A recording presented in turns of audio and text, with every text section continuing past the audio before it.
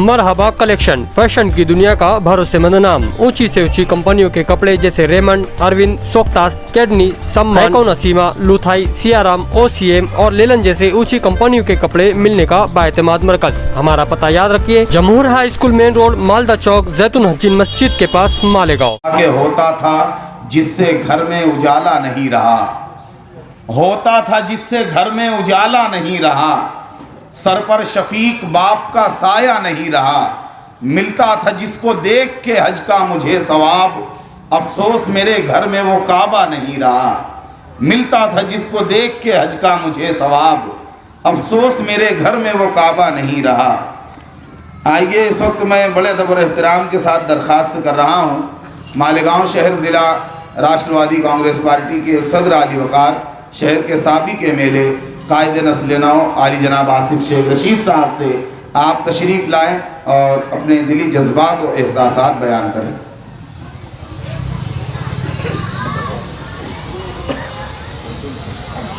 बिस्मिल्लाहिर्रहमानिर्रहीम। ताजियती नसीस्त के सदर मोहतरम सलीम पहलवान साहब, मंच पे तशरीफ़ फरमा तमामी इलाके के ज़िम्मेदारान,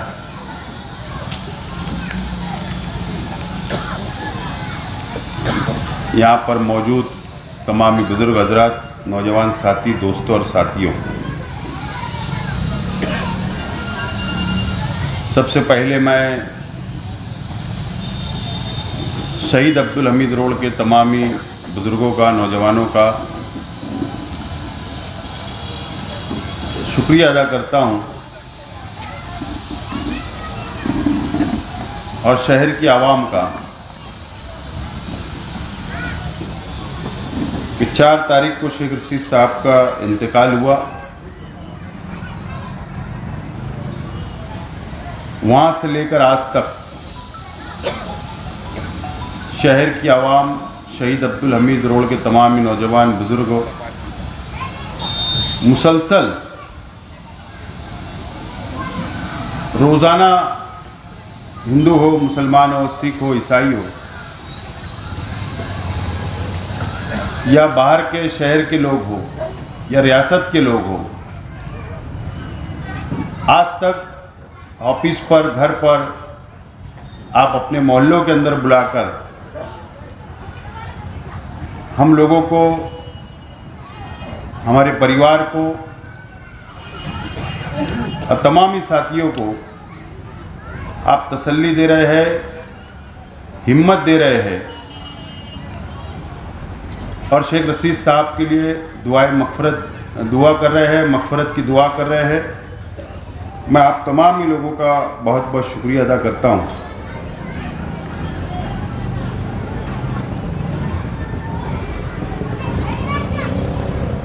शेख रशीद साहब की ज़िंदगी 40 साल सियासी ज़िंदगी और सियासत से पहले की ज़िंदगी भी यहाँ पर मुकर्रिर ने अपनी अपनी बात रखी आप लोगों के सामने।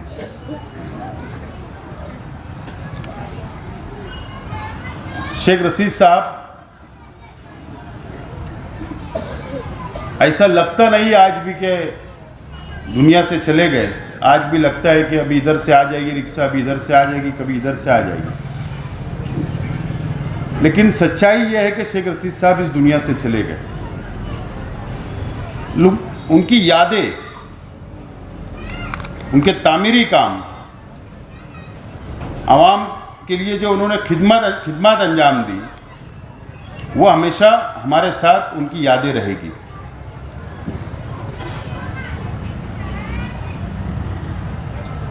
हमारे आलिम, हाफिज़, हदीस की रोशनी में हम लोगों को तसल्ली दिया करते और अच्छी अच्छी बातें बताया करते हैं। लेकिन यकीन जानो, ये शहर में अगर शेख रशीद साहब का सबसे बड़ा कोई काम है तो मैं ऐसा मानता हूं कि गिरना डैम की स्कीम है। क्योंकि ये 1996-97 उस वक्त शेख रशीद साहब ने इसकी शुरुआत की थी, इसकी कोशिश शुरू की थी और आज अगर इतना बड़ा शहर हमारा हो गया, इतनी लाखों की आबादी बढ़ गई, चाहे वो रमजानपुरा हो, दयाना हो, साइना हो, भाईगांव हो, सोईगांव हो, मालदा हो, और हमारा पुराना शहर, इतनी लाखों की आबादी बढ़ गई। अगर अभी उसका जनगणना अगर होगी तो मैं ऐसा मानता हूं कम से कम 10 लाख की आबादी होगी। लेकिन अल्लाह का बहुत एहसान व करम है कि मालेगांव शहर के अंदर पानी की तकलीफ नहीं है। यह बहुत बड़ा काम है शेख रशीद साहब का।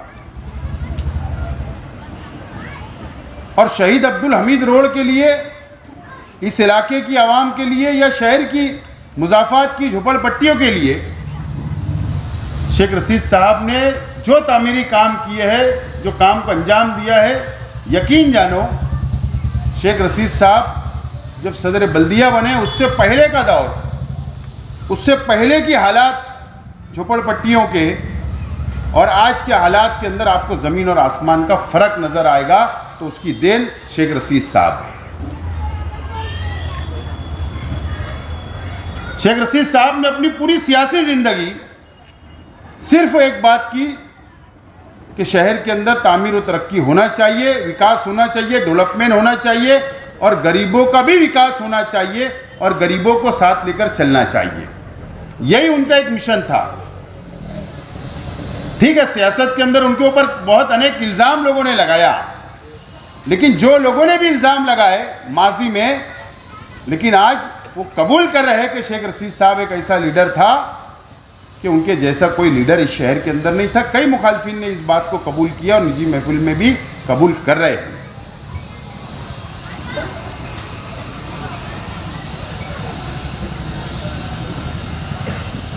मुझको याद है कि इससे पहले भी मैंने कहा कि आईसीयू के अंदर, जब हॉस्पिटल के अंदर एडमिट थे शेख रशीद साहब, ऑपरेशन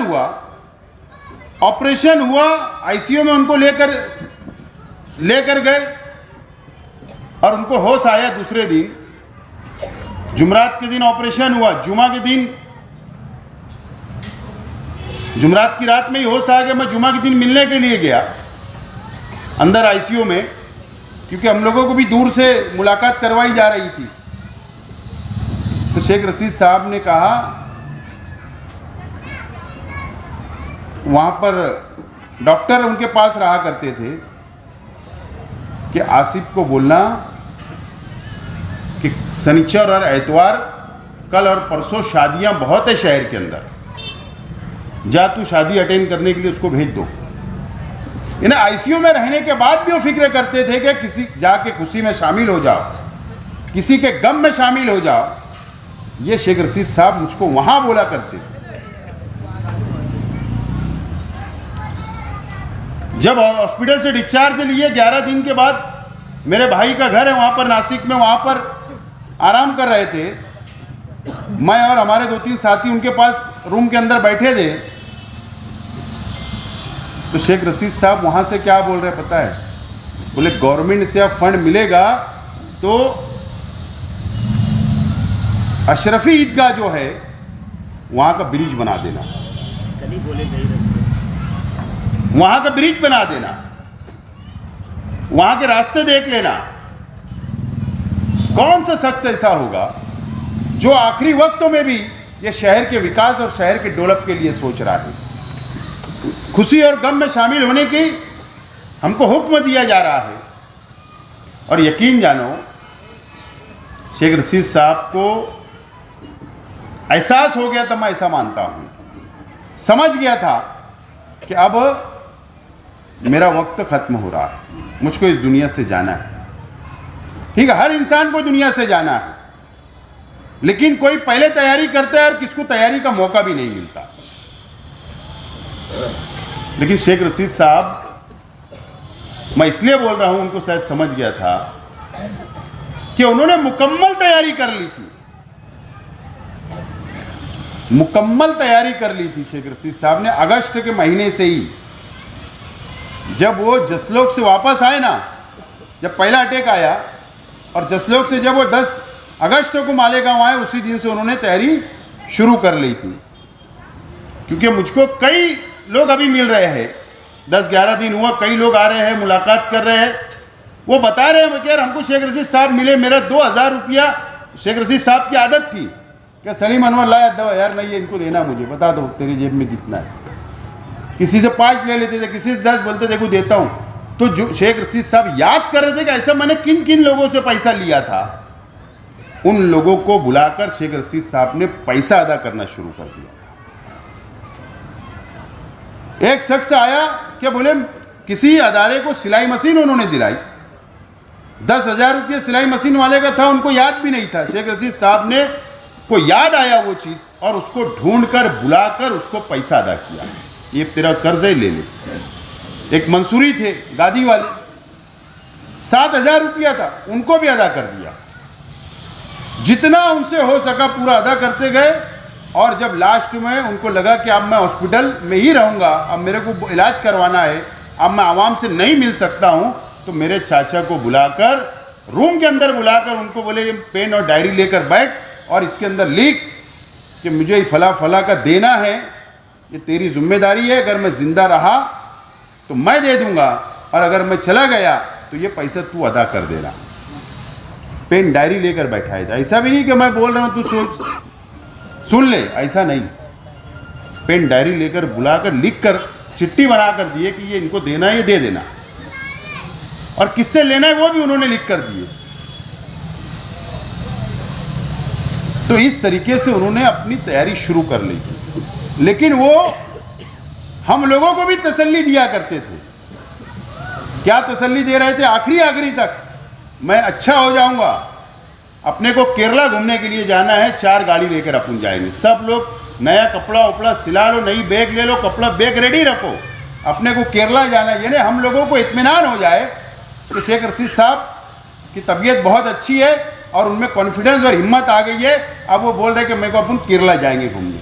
लेकिन ऐसा नहीं था, वो हमको तसल्ली दे रहे थे आखिरी तक। उन्होंने अपना दर्द, उनकी तकलीफ हम लोगों को, घर वालों को, ये दोस्तों को बताई नहीं कि मैं बहुत तकलीफ में हूँ। और शेख रशीद साहब से हमने बहुत कुछ सीखा। शेख रशीद साहब के अंदर जो डिसीजन पावर था, एक टाइम जो डिसीजन वो ले लेते थे उससे वो पीछे नहीं हटते थे, चाहे उसका परिणाम कुछ भी हो, उसका नुकसान हो या फायदा हो, वो डिसीजन लेते थे। और मुझको भी बोला करते थे इतना सोचना नहीं सियासत में, चल पड़ना, जो तेरे समझ में आए फैसला लेना, आगे बढ़ना। ये शेख रशीद साहब के जुमले थे। मैं बहुत सोचता हूँ सियासत के अंदर, लेकिन उन्होंने कहा कि नहीं, फैसला लेकर चलना। उन्होंने बहुत सिखा के हम लोगों को गया।